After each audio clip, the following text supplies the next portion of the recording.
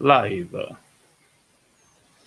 Good afternoon everybody, and welcome to the first event of Meet the XR Creative Live. I am Carolina Stera and I'm in charge of organizing the collateral events for the Trieste Film Festival, including, of course, today's event, which is the first of 6 appointments that will take place every day at 5 p.m. on our Facebook and YouTube channel. Meet the XR Creative Live is the virtual formula that this year we decide to build and to adopt to continue the conversation around virtual reality, as we have been doing for some years now within the Trieste Film Festival that, as you know, it started yesterday and will continue for 10 days. Daily events like this one are coordinated by Antonio Giacomin, who for some years now has been responsible for the content and the choice of the speakers for the festival. Good afternoon, Antonio, and thank you for being here. Good afternoon, and thank you all for following our live meeting on the Meet the XR Creatives today. So I was saying that the daily meetings will feature one or more guests in conversation with Antonio. And this year, the festival will focus on the experiences creating during this pandemic we are all facing, with some live stream meetings with artists and creatives who are exploring the new expressive, technological, and creative modes of immersive media. As I was saying, it won't just be Antonio who will be talking to our guest, but also you. Because if you would like to take part to the discussion or make questions, you can do so by commenting below on the social network you're using to watch us. And today, our first guest is Valentina Paggiarin, Development Manager of IVE Division, who I thank for being here with us. Ciao, Valentina. Hi, and thank you very much for the invitation. But now it's up to Antonio to introduce our guest Valentina and to officially start the first live of Meet the XR Creative Lives. So thank you and enjoy the show. Thank you. Thank you, Carolina, and welcome, Valentina, to this first. You are the first guest of our live streaming of Meet the XR Creatives. As already said, Carolina, you are the head of development at the IVE Division, a video production company based in Asolo, in Treviso, in northeastern Italy. And today we are going to explore the XR production. And you and Valentina can share with us the experience she made from in the transition from traditional filmmaking to 360 video and VR production. At the end, as mentioned by Carolina, we'll have also a Q&A session, and you can ask directly with the comment below or in the YouTube chat or comment on Facebook Live. So welcome, Valentina. I asked you to, I made a brief introduction of you, but I would like that you introduce yourself. But before that, I have to mention that we plan a different meeting today, and but you prepared a gift to us, a presentation for us of the festival and all the people watching now this live event on immersive narrative and production techniques. So welcome, Valentina. Okay, so thank you very much for this invitation. It's a pleasure to be here and an honor to be the first guest of these sessions of events. And okay, yes, I'm Valentina, and my company is IVE Division. I will shortly introduce the company and myself, so that you can better understand my expertise and the focus that I have on virtual reality and in producing immersive content in general, both 360 and XR. I'm going to share you the presentation that I will use as a guideline. I've used this this presentation sometimes to help people, directors and also authors and creatives, to help them understand the potential of virtual reality and of interactive and immersive content. So I mean, this is not going to be like a lesson, but I will use this presentation as a guideline, and I hope that you, Antonio, will make me a lot of questions so we can talk also about what we have done and our concrete expertise in producing 360 and immersive videos. Okay, so this is me. I am an author and a producer, and since the beginning of 2020, I am head of development of original content in Hive Division. Hive Division is a video production company. We specialize in films, short films, and immersive content, but we also have a very active VFX part, VFX division in our company. And this is one of the reasons why in 2015 we started studying and researching immersive videos. Since we have a very technological approach to video production, and we are also passionate about science fiction, fantasy, and genre content in general, when this wave of virtual reality came forward a few years ago, we started wondering what was possible to do with immersive videos, of course, both monoscopic and stereoscopic. So we started experimenting with this. And I was the head of this kind of work in our company because of my background, my academic education, and also my professional background up to then. I specialize in literatures, but in new types of literatures. So not only traditional mediums such as the novel or short stories, but also in video games and interactive writing in general. So I have a degree and a PhD in these topics, and I was lucky enough to be able to work at Ubisoft for 3 years in Milan as interactive writer. So I was able to put into action all the things that I had learned in theory. And after Ubisoft, I founded, together with my partners, Hive Division, and we have always worked on, as I said, very technological video, where an interactive or a technological part had a very big influence also on the storytelling and on the script. And when in 2015, virtual reality came out again, my background as interactive writer and my expertise as video producer collided, and I could exploit my skills in both fields to start producing immersive videos. We have worked extensively with brands, and that has been really great, and we still do that. But we also develop original content, which is one of the main interests that we have. In fact, here you can see a few projects. Some of them are commercial ones, and some of them are original projects. So we have our short film, Dreams of Blue, which is an immersive experience. So we produced it in 2017. And I know that it's only 3 years ago, but it was like a pioneer era of 360. It is stereoscopic immersive experience, and we built the camera we used to shoot it, because we didn't have any valid options on the market, so we decided as it is a video, a very particular video that I will show you a short teaser afterwards, and it was a very great project for us because apart from the fact that we wanted to tell a sci-fi story, it is about an artificial intelligence.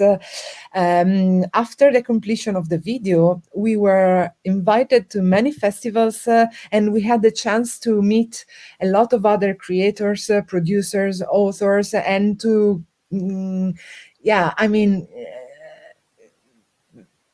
get deeper into the XR environment in Europe and the world to understand what was being developed in that period and to find contacts and partnerships. So it was a very good experience. I am going to show you the teaser. Before you go further, I want to ask you something. Sorry that I stopped you, but it's interesting, this topic that you started with this project when the whole 360 scene was starting. It was 3 years ago, almost 4, and you built your rig, you built your camera, you made this creative process also in a technical and in a hardware way. So how you get in contact with, how you realize, how you create this rig, and how you found the information to create this camera that right now you can buy it already built? Yes.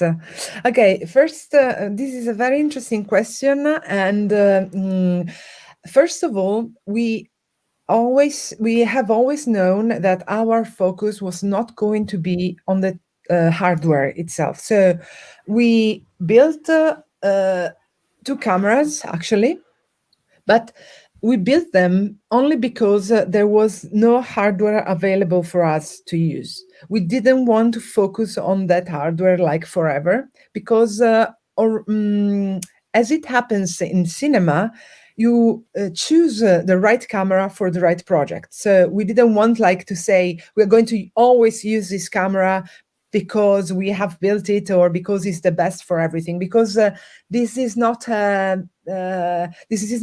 This does not happen in cinema. If you have to shoot a movie or a documentary, it's completely different technology. So we never focused on the technology. Nonetheless, my partner, Eric Caretta, which is in charge of the visual effects in our company, started researching on stereoscopy. And I remember that at the beginning, it was quite hard to understand what to do and how to do it. So what we did was actually putting together a series of cameras, starting experimenting and see what happened. So we started shooting monoscopic content, stereoscopic content with some GoPros, rigged together, and we tried to stitch the footage with different kind of software. For example, we use Nuke for post-production, for visual effects, and there were no specific tools. Right now, there are a lot of semi-automatic or automatic software that does the stitching. Back then, you had to do everything by hand. And he simply went online on forums and.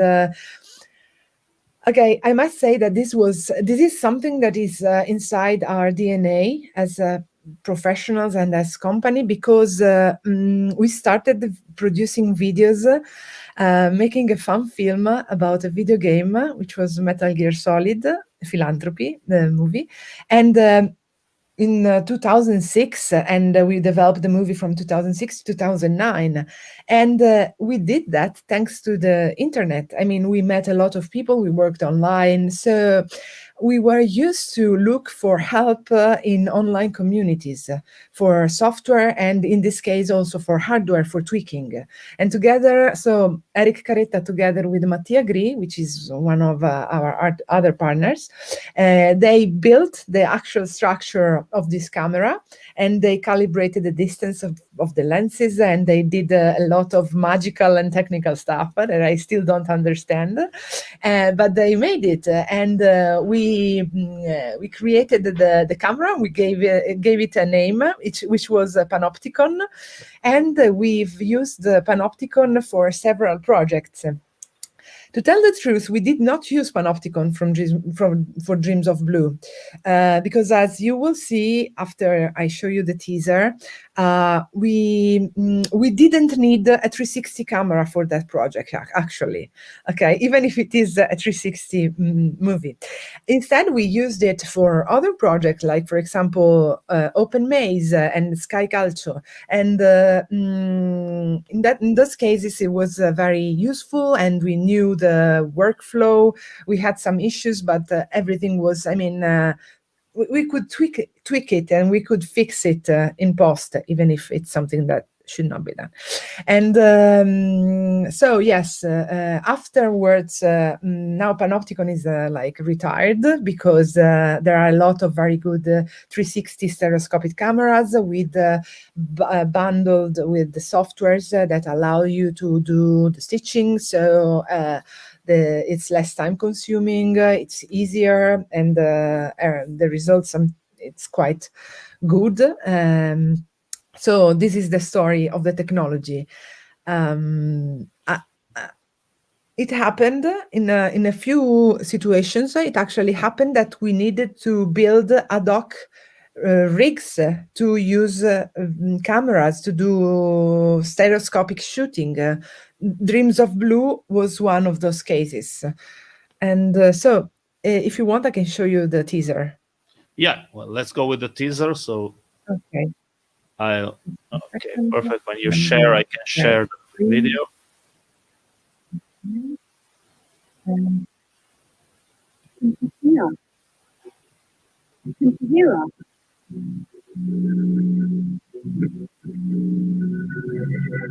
You ask me if I'm alive. I'm not alive. Yes! Can't you see that, Father? Be your questions.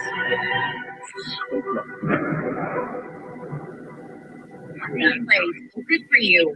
You think we can be in charge.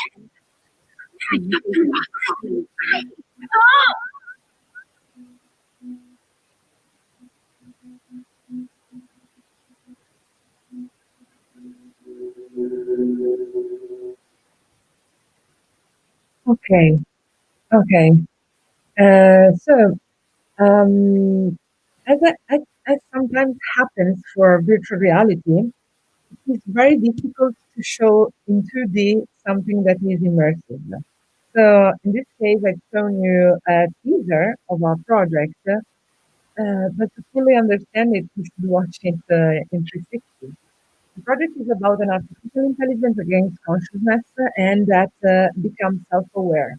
And to decide how a personality is going to be, she creates 5 different instances of her personality, and the spectator, the user, is in the middle of these 5 personalities who talk to each other to find their answer. So, as you might have seen from the video, you have different blocks, black blocks with an actress in it, with the artificial intelligence in it. So what happened there, technically speaking, is that we needed to shoot with stereoscopic cameras the same actress multiple times. And after that, we had to stitch the whole globe together, the whole sphere together, and we obtained an immersive short film. Okay, it was a lot of post-production. It was a lot of post-production. You have to plug. You have to plug the headphones. Can you hear me now? Just 1 second. I cannot hear you anymore. Okay. We have. Okay, now you. Okay, perfect. So we have also a bad audio due to during the sharing. So right now you are hearing me. Yes. Oh, okay, perfect. No, so I was asking you about the technique that you use. You used a post-production technique to recreate the 360 inside a software, a post-production software. It wasn't shooted as a 360 video, as you mentioned. Exactly. Yes. Okay. Which is the difference in from your experience to prepare a work in a traditional system, traditional cinema, we can call, as we can call in 360 world, in flatis, or the production in 360? Which are the differences in the production of and also thinking of a work in 360? Yes, maybe I can go back also to the slides. It can be quite useful to have a track here. And I will go to this slide, which for me somehow summarizes some of the hot points that you have to keep in mind when you conceive an immersive experience. So I will start quickly with these points, which are more of from the concept point of view, and I will also shift to the production part. Of course, you have to remember to think in 360, which seems quite obvious, but it's not, especially when you work with authors and directors who come from traditional shooting, because they are used to the frame. They are used to have a frame and to set up everything in a square dimension. Instead, here you have to plan something that is more like a stage, an environment, like a video game level, where you put a lot of elements all around and make a lot of things happen all around, and then help the viewer, the player, the user look and be and focus their attention in the right point at the right time. So somehow you have to go back to theatrical basis, to theatrical thinking, because there are a lot of strategies in theater which can come in handy. You have to think about an immersive user, an immersive video user, as a spectator of a theatrical piece, for example, so that they can be the center of the attention and everything happens all around them. You have to keep it short, so we cannot have immersive experience, which are 360 videos, not VR in general, which are too long. So, for example, you have to keep it short, under 15 minutes. Hopefully, you should not move your camera because of the motion sickness and all the consequences that it can have on the player. If you move the camera, there can be a very unease and unpleasant feeling, which is called, of course, motion sickness. You have to help the viewer and guide them to understand where the action is taking place, because you don't have anymore a single shot, and people are going to look always at the right part of the screen. You have to capture their attention with several escamotage and tricks. And in the case of virtual reality in general, you have to remember that you can use a multisensorial approach, because you're going to put a headset on the eyes of the person, but you can, especially if it is something in a location-based, conceived for a location-based, you can use other senses like touch and smell and, of course, sound. So, from the point of view of production, what I would like to say is this. There are a lot of things that are different, of course. The first thing which is a very, very major groundbreaking and difference between traditional filmmaking and 360 filmmaking is that you don't have a camera, a line which divides the set from the backstage. Okay, everything all around the camera is set, so you have to rethink scenography, lighting, camera movements, the movements of the actor, the way, sound, for example, because you cannot have a guy in the middle of the screen with a boom.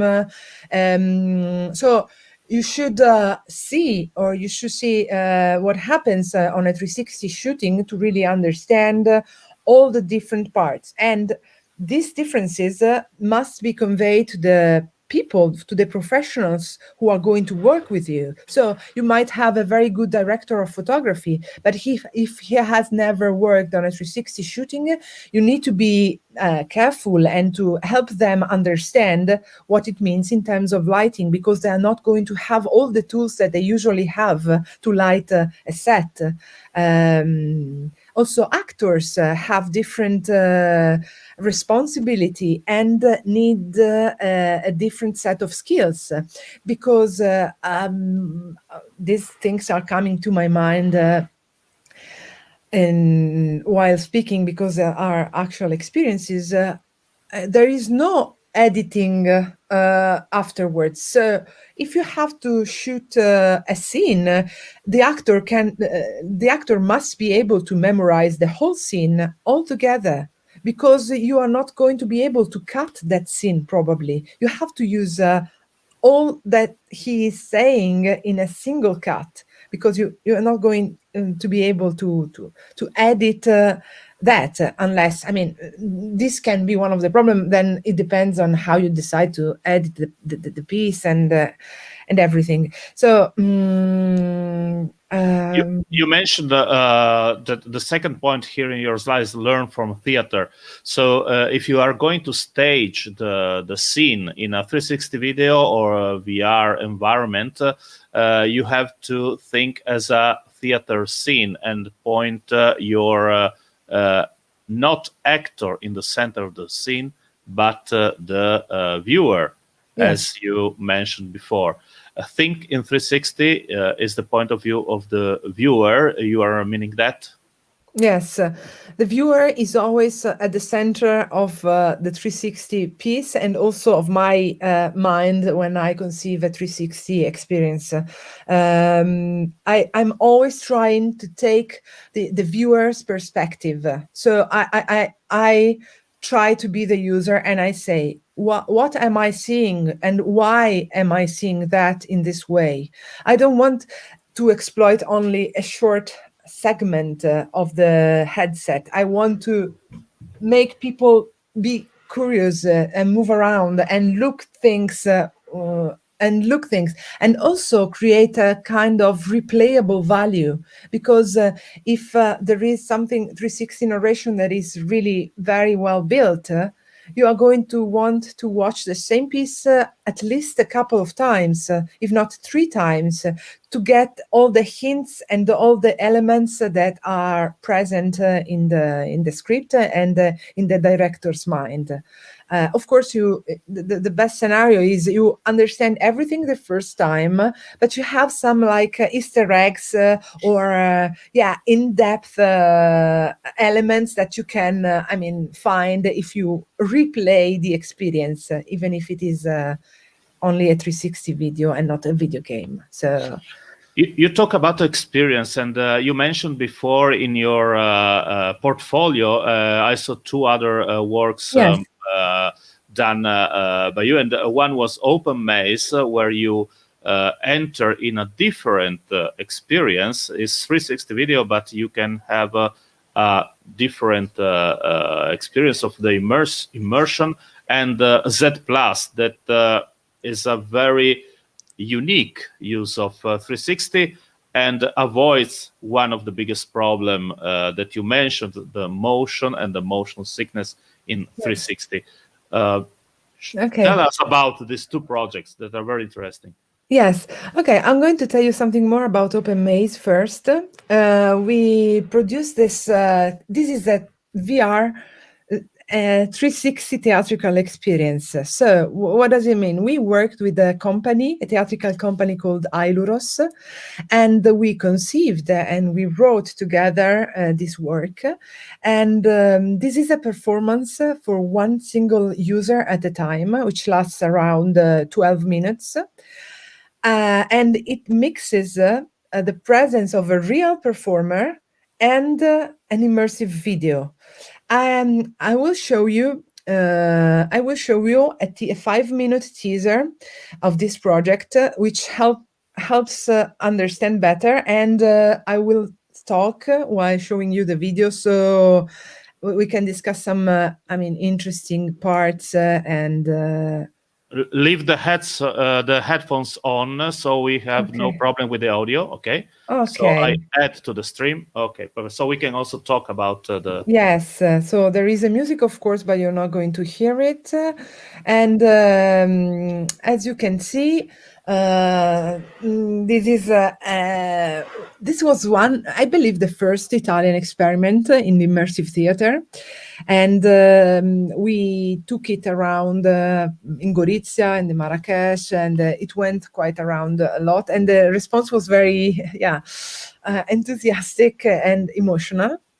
So the user was welcomed inside a dark cube, a black box, by this performer, and they immediately became blind. So you could not see anything because you had the headset on, and everything was dark.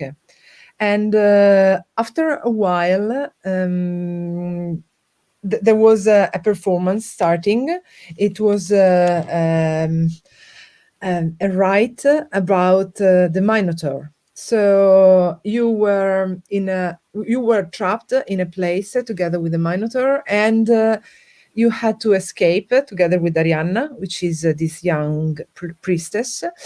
And the interesting part was that we let you dig into the video, and we let you alone. We made you forget that there was someone else with you inside the black box.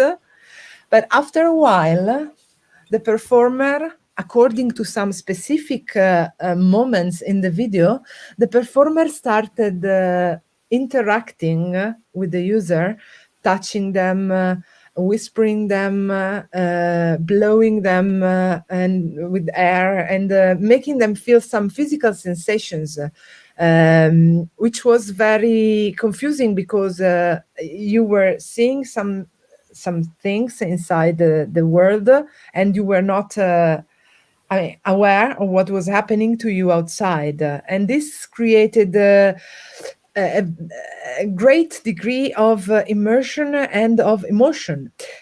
Please consider that I have been working on this video, on the editing and on everything for, quite a long time. And so I had seen it a lot of times, actually. And so, I completely knew the video. It was not scaring for me. It was a video. When I experienced the performance together with the performance, it was completely different thing. It was completely different because I felt scared. I felt somehow threatened sometimes, and it was really it was really cool. So I can only imagine the reaction of someone who did not knew the content of the video. And why do you think this happens?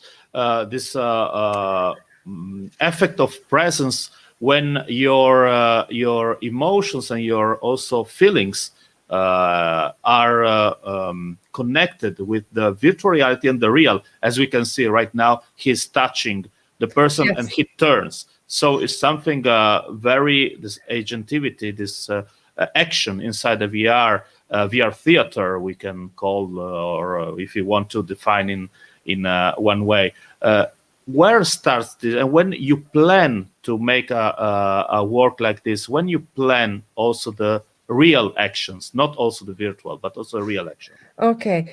The director and the writer of this work were Barbara Riebolge and Nicola Cecconi, and they are very experienced in participative theater. So they, apart from this experiment, they are really focused on the reaction that you can get out from spectators and from viewers of a real performance. So they have a deep research as their background. It's not something that you can make up easily, because they have this, research. They have done a lot of performances, live performances, and so they knew. We played together on how to combine the visual part, the performance part, based mainly on their past experience and on their research. I believe that what happens is that you are used to watch things and to forget completely about your body. When you go to the cinema, when you play video games, when you watch TV, when you watch YouTube, you forget about the body. You are usually seated and nobody touches you. Instead, there you are immersed in another environment, and so you feel like you are there with the Minotaur. And then somebody reminds you that you also have a body, and then that this body is vulnerable, for example, can be hurt, can be threatened. Something very, I'm going to spoiler this. What happened in this performance is that at the end, the performer inside the video, so one of the actors of the video, asked you a question, and you had to answer that question in real life. And depending on the answer that you gave, you had a different ending. In one, you could exit the labyrinth and the maze, and so you could get free. In the other one, you were captured by the Minotaur, and so we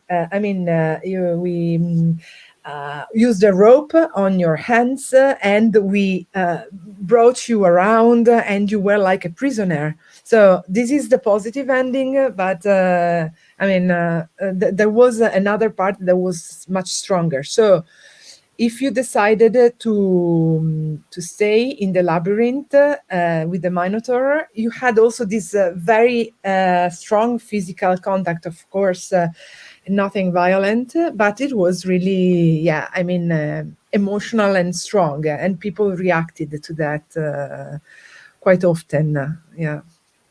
And you told me also about another project that was Z Plus. Yes. Was also a particular project. Yes, I cannot show that to you because this project was this project goes toward against what I said before. No, don't move the camera. But in this case, we moved the camera a lot. Actually, the video is only about moving the camera. This 360 video is a shooting of Rome from above. So you are like flying above the city in hot topics, like in hot places like Colosseo, i Fori Romani, l'Altare della Patria, and gli Acquedotti, a lot of very iconic and very beautiful places. And of course, these places are very far away. So we did short shootings for each place, like 1 minute for 1 minute and a half for each place, or less than that. And then we combined them together, making you entering some warp zones where you jumped from one place to the other. And you kept moving, of course, up and down, right and left. So why did we do that? I mean, this should be the best occasion to experience motion sickness. But we did that because we were working together with Zamperla, which is a very big roller coaster builder. And he built a roller coaster made by 6 seats, which was, a static roller coaster, not a big one. And together with the headset and with our video, you could experience the real movement. So we completely avoided the motion sickness because when you went up and when we went down or left or right, the seat on which you were, yes, they moved according to the shooting movement, and so you completely avoided motion sickness. And it was like going on a roller coaster, on an invisible roller coaster above Rome, which was really, really quite impressive. We have worked on it for a few months, and then, of course, in our office. And then they prepared the motion for their roller coaster. And when we tried it, it was really amazing. It was really magic because you were above Rome and you could fly there with it was really fun. And from a creative point of view, so with the creativity, so to build a storytelling, as we can use now this word storytelling in everything, but in VR, the difference in storytelling, telling an environment, to show an environment, is different between the experience like Dreams of Blue, the Maze, or Z Plus. How do you figure out to solve the story problem inside the VR productions? Okay, I will share again something here. The story is something that is, okay, everybody has a different approach to story. So I'm going to tell you mine. On this, I believe that we cannot be like completely general and give, absolute guidelines. So I will just try to tell you what it is for me. The first and very important thing and very important step is that you have to understand and know the technology. So you have to understand what VR means, what 360 means, and their technical consequences and the technical basis. I believe this strongly because from my point of view, a good storytelling always has to be calibrated on the medium that is going to be experienced on. So if I'm thinking of a story for a video game or for a short story or for a novel or for an immersive piece, I have to understand at my best the technology on which it is going to be developed and experienced by people, because everything changes there. And this is a main difference that I've done. You might have seen the slides, so I'm not going to read everything, but those are some differences. You can have interactive and immersive stories, or you can have linear and passive storytelling. So in virtual reality, you often have movement. You often have you often can explore, like in a video game. Instead, in 360, you are a passive viewer of something that happens around you. You might choose where to go next, but you cannot choose what to do with the environment you are in. You can only look around and explore with your eyes. Instead, in the other case, you can actually move around. In virtual reality, you can explore, you can touch, you can use objects like in a video game. And then another very important part is this one when we talk about, since we are talking about XR and virtual reality, of course, the fact that we can be challenged with the different type of stories to be told, like if you can be completely original and go and pursue your imagination and what you believe is best for that specific medium and that specific occasion, or if you have to extrapolate and take a story from another medium and adapt it for immersivity. These are two different approaches, and they have different rules, and they have different, challenges and opportunities. Of course, I would say that I always prefer native immersive content, because you can then exploit all the tools that immersivity gives you, and you can decide everything. But if you have to adapt another content, what happens sometimes is that you already have a traditional shooting about something, a film, an advertising, something like that, and a documentary. And they say, since we are already doing this shooting, can we add also an immersive content on this? And so you have to try and understand which is the best content for that content that already exists. So if it is, for example, a concert, I can tell you, well, we can do something in the backstage because you already have everything set. Or if it is a set, a traditional set for a traditional shooting, we have to remember that we will see both the part with the set and the part with the backstage. So where are we going? Why are we going to see this? Why is the user going to experience this kind of narration? And we have to find reasons why, and we have to apply them.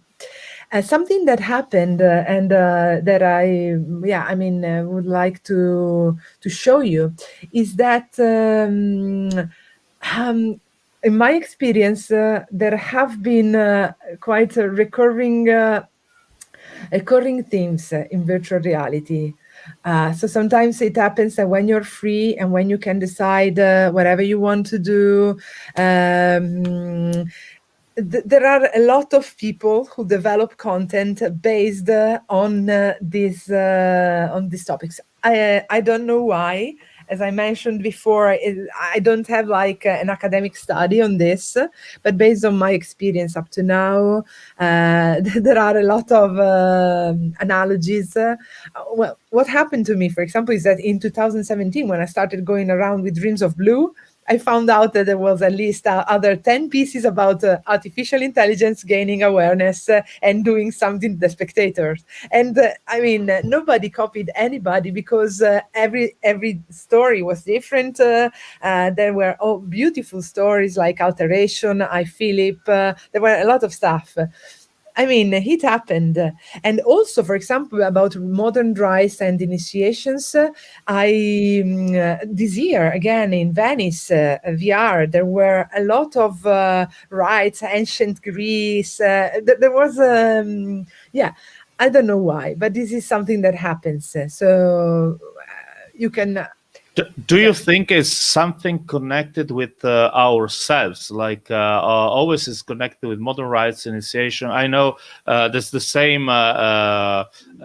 You have always the same themes, recurring themes, and one is very is like death or life or feeling yourself. Artificial intelligence is like how you feel to be an artificial intelligence, or Yes. So it's like an investigation of our deep self somehow. So this is also the power of VR, of immersive technologies, not only VR.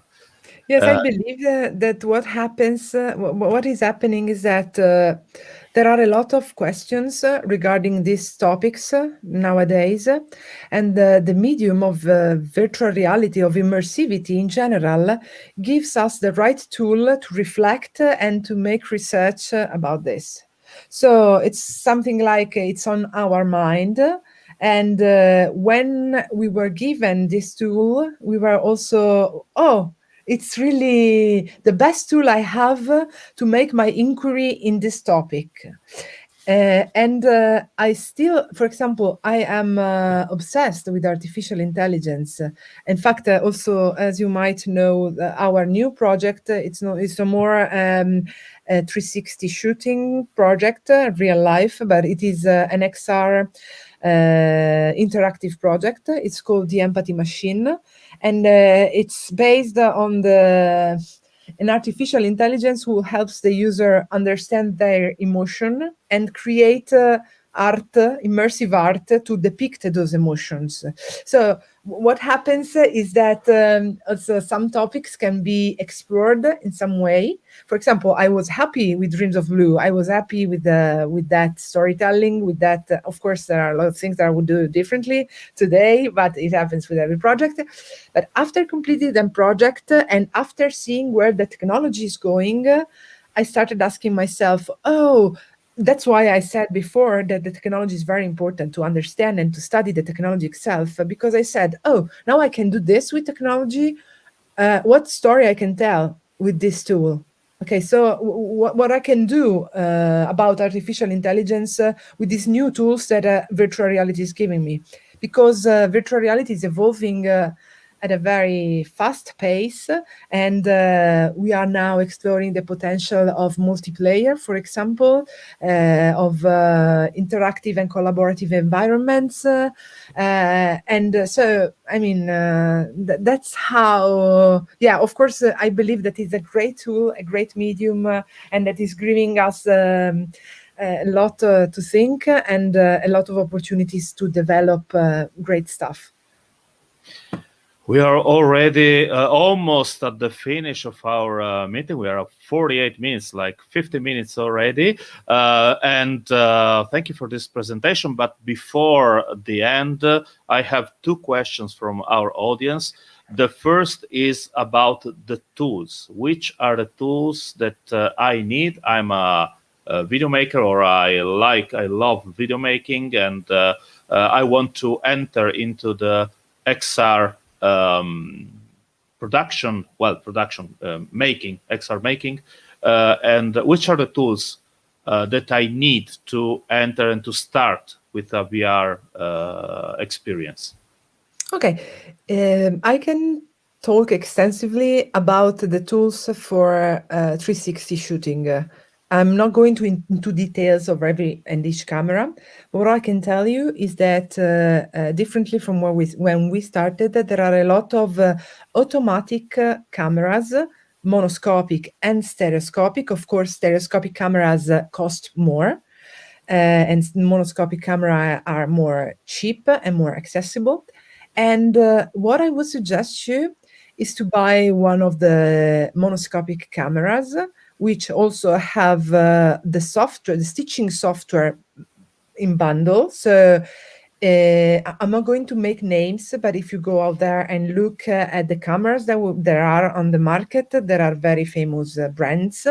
You can find great monoscopic cameras with their software. So what happens is that you have a camera which is no more complex than a smartphone, and you can start using it to understand what you can do in 360, because it's very important to put your hands on the technology. When you start with this very entry-level technology, you can understand the potentials, you can understand the other type of camera and also the costs. You can rent them if you don't want to buy them. There are some $60,000 camera out there. So, I mean, you're not going to buy them probably. You can rent them for a few days and you can see what happens. And they have their software too. So I would start with buying or renting a camera and going from there. Then, of course, it depends on your background, because if you are skilled in visual effects and you can use Nuke or you can use Autopano, you can use other software. So there is a lot of, so it depends on your background. But if you are a video maker, a director, and also a writer, and want to understand better how 360 work, you can make shootings with this. You can watch them and you can understand the potential. And then, of course, I would tell you, watch a lot of stuff in VR. In VR, experience a lot of stuff in VR, watch a lot of 360 films, because you have to acquire the basics, and there is no better way to do that than watching stuff. Yeah, and before the second question, the just added question is, okay, where I can find this material, this 360 video, and where I can watch this material. Okay, I believe that one of the there is a headset now outside. Of course, maybe you have heard about it. It's called the Oculus Quest, and now there is the Oculus Quest 2. And it is quite accessible. I mean, it's not cheap, but it's not as expensive as other headsets. So if you want, and for video production, it's really good because it is without wires. And so it's a standalone headset. You don't have to have a computer attached to the headset. If you buy that, inside the Oculus, there are a lot of video repository. They are like a lot of Netflix, Amazon Prime and stuff, with a lot of videos. They are short films, documentaries, dance, ballet, opera, circus, everything. And they are mainly free. So once you buy the headset, you can access a great database of content in 360 of quality, and you can, get an idea of what we are talking about. Okay, last question is very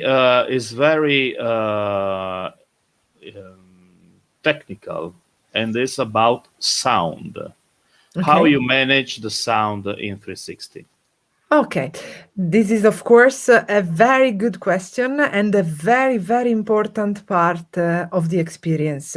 Of course, audio is always important, also in films, also in video games, but in 360, it's really half of the job for recreating immersivity. So it's very important.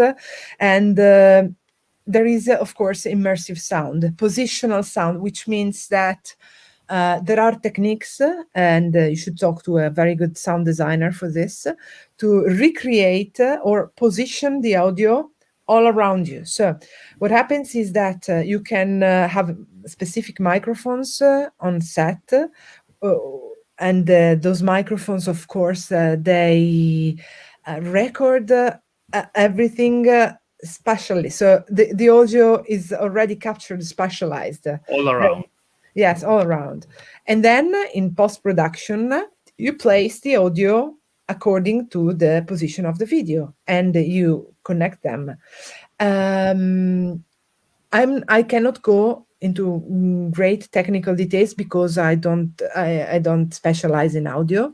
But of course, there are a lot of studios, for example, in Milan, and of professionals who are into spatial sound. And it is very, very important.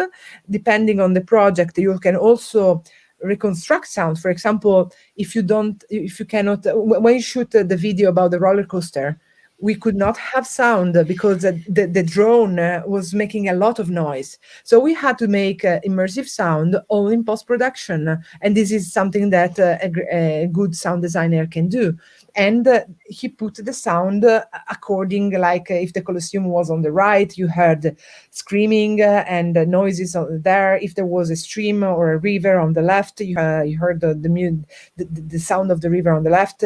So it's a very specific. And what I suggest you is that you involve who takes care about the sound at the very beginning of the project, not after. Not like say, oh, we are going to have sound. Yes, no, it's very important that you find out if something is shot in real life or if it is made in post-production, and to fix all the issues and problems and whatever. So yeah, audio is really the 50% of the immersive experience. So I mean, yeah, good luck. Okay, thank you. We have other questions, but I think we are over with the time, almost 1 hour that we planned. So if somebody want to contact you, I put in the ticker with all your contacts of your email and your website. So if you want, I think they can write you if they have some questions or just Yes, comment please video. do. And, okay. Thank you, Valentina, for this first introduction in our space of XR world with the XR Creatives at the Trieste Film Festival. Thank you for your presentation and for sharing with us your experience. And now Carolina is not here, so I'll tell you that tomorrow we have we'll meet the Beldox Academy with Maria Vukic, Bojana Radulovic, and Nicola Liuzza, and we are going to explore the AR. That's another huge potential in immersive technologies. Thank you, Valentina, and see you soon in other situation. And let's spread. Thank you very much. Thank you very much, Antonio, and also to the Trieste Film Festival. It was really a nice talk for me. Thank you. Okay. Thank you, and bye to all the viewers and listeners of this live event. Thank you. Bye. Bye.